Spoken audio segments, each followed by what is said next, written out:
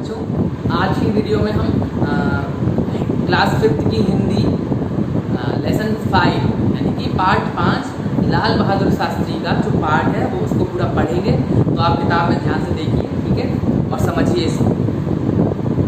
बच्चों, आपके विद्यालय में 2 अक्टूबर को 2 महान विभूतियों का जन्मदिन मनाया जाता है।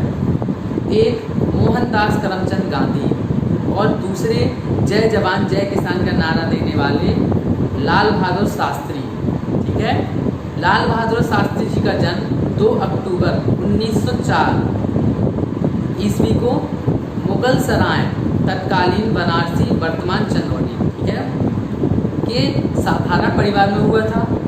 इनके पिता का नाम शारदा प्रसाद था तथा इनकी माता का नाम रामदुलारी देवी था।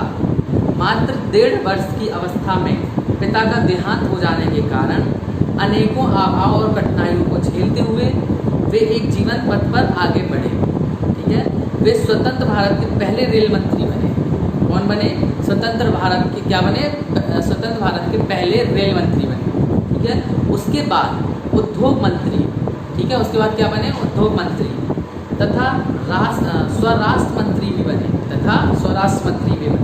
ठीक है, जवाहरलाल नेहरू के निधन के बाद ये सर्वसम्मानित से भारत के दूसरे प्रधानमंत्री भी बने। ठीक है, देशवासियों के स्वाभिमान को जगाने वाले महान लोकप्रिय नेता लाल बहादुर शास्त्री जी का निधन सन 10 जनवरी 1966 को ताशकंद रूस में हुआ। कब हुआ है इनका निधन? 10 जनवरी 1966 को कहाँ पे? ताशकंद रूस में हुआ था। ठीक है, लाल बहादुर शास्त्री जी का व्यक्तित्व बहुत ही व्यवहारिक एवं संतुलित था। वे जो कहते थे उसे पहले स्वयं करते थे। इसका उल्लेख उनके जीवन की कई घटनाओं में मिलता है।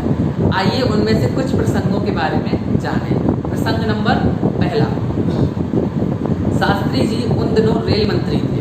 एक बार उन्हें बनारस के पास सेवापुरी जाना पड़ा। छोटे कद का होने के कारण शास्त्री जी को गाड़ी से प्लेटफॉर्म पर उतरने में काफ़ी दिक्कत हुई। यह देखकर वहाँ खड़ी हुई कुछ औरतें हंसकर कहने लगी कि अब महसूस हो रहा होगा कि महिलाओं को प्लेटफॉर्म पर उतरते समय कितनी कठिनाई का सामना करना पड़ता है। प्लेटफॉर्म पर पहुँचते ही शास्त्री जी ने स्टेशन मास्टर को बुलाया और उनसे कहा कि क्या वे एक फावड़े का इंतजाम कर सकते हैं। फावड़ा तुरंत लाया गया। ठीक है, शास्त्री जी ने फावड़ा लेकर उस नीचे प्लेटफॉर्म के दूसरी ओर जमीन खोदनी शुरू कर दी। ठीक है, और मिट्टी प्लेटफॉर्म पर डालने लगे। ठीक है, और मिट्टी प्लेटफॉर्म पर डालने लगे। यह देखकर वहाँ जो लोग खड़े थे वे भी फावड़ा और उसी तरह की चीज़ें ले आए और शास्त्री जी का अनुसरण करने लगे। ठीक है, सभी को तब सुखद अचरज हुआ जब 3 घंटे के अंदर वह नीचा प्लेटफॉर्म मानक स्तर पर पहुंच गया। ठीक है, प्रसंग नंबर 2, यह प्रसंग भी उस समय का है जब शास्त्री जी रेल मंत्री थे और सरकारी काम से इलाहाबाद यानी कि प्रयागराज जा रहे थे। शास्त्री जी की कार रेल फाटक से थोड़ी ही दूर थी कि लाइनमैन ने फाटक बंद कर दिया। ठीक है, शास्त्री जी के स्टाफ का एक सदस्य लाइनमैन की ओर दौड़कर गया और उससे कहा कि कार में रेल मंत्री बैठे हैं, तुम तुरंत फाटक खोल दो।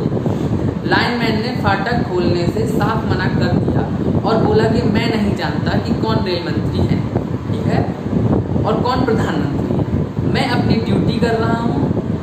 जब आने वाली गाड़ी गुजर जाएगी फाटक खोल दूंगा। स्टाफ के ऑफिसर ने लौटकर कहा, श्रीमान, वह आदमी बड़ा जिद्दी है, उसके विरुद्ध सख्त कार्रवाई की जानी चाहिए। ठीक है, दूसरे दिन जब लाइनमैन की तरक्की कर उसे आगे का ग्रेड दिया गया तो सभी लोग अचंभे में पड़ गए। ठीक है, प्रसंग नंबर 3, यह प्रसंग उन दिनों का है जब शास्त्री जी प्रधानमंत्री थे। एक बार उनका ड्राइवर सुबह निश्चित समय पर नहीं आया। उन्होंने कुछ समय प्रतीत किया। उसमें उन्होंने कुछ समय प्रतीक्षा की, फिर हाथ में फाइल लेकर पैदल ही दफ्तर की ओर चल दिए।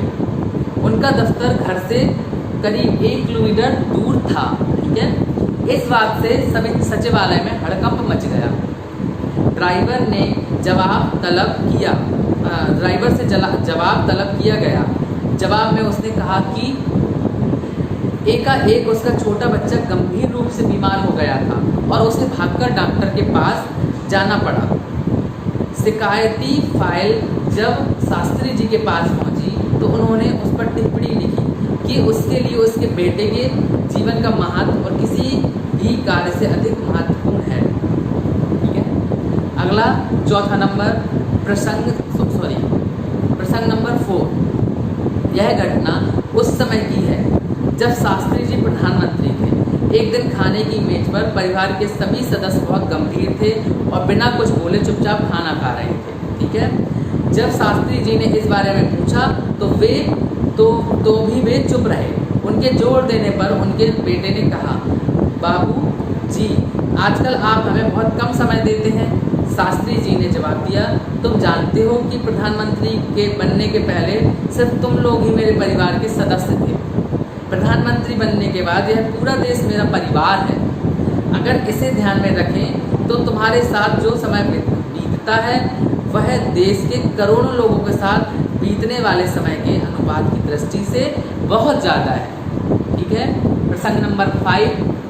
शास्त्री जी के प्रधानमंत्री बनने के फौरन बाद एक विपक्षी दल ने प्रदर्शन किया। इस प्रदर्शन की अगुवाई महिलाएं कर रही थीं। अनेक महिलाएं अपनी गोद में बच्चे लिए हुई थीं।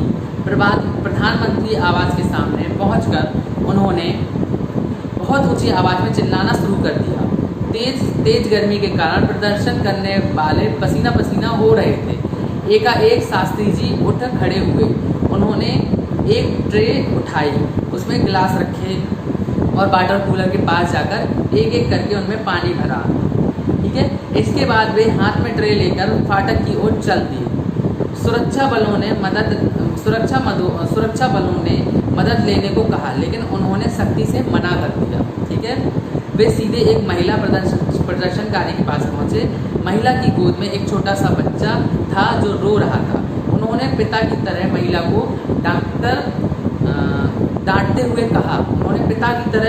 डांटते हुए कहा, तुम इस छोटे बच्चे की माँ हो, क्या तुम्हें यह मालूम नहीं कि यह बच्चा प्यासा है, इसलिए रो रहा है। उन्होंने बच्चे को अपनी गोद में लिया और ट्रे माँ के हाथ में पकड़ा दी। फिर एक गिलास उठाया और बच्चे को पानी पिलाने लगे। महिलाओं ने उनके पैर छूने शुरू कर दिए। कुछ ही क्षणों में भीड़ हटने लगी और लोगों को यह बिल्कुल याद न रहा कि वे यहाँ किस उद्देश्य से आए थे। जब सिर्फ 5 आदमी बच गए तब शास्त्री जी ने उनसे अनुरोध किया कि वे अंदर चलें और इस संबंध में बातचीत करें। ठीक है बच्चों, ये हमारा पूरा पाठ खत्म हुआ जो कि मैंने आज पढ़ा हुआ है और आपको इसको दोबारा एक बार पढ़ना है। ठीक है, अगले वीडियो में हम इसका अभ्यास कार्य करेंगे। तब तक पढ़ते रहिए। ठीक है, हेल्दी रहिए। Thank you.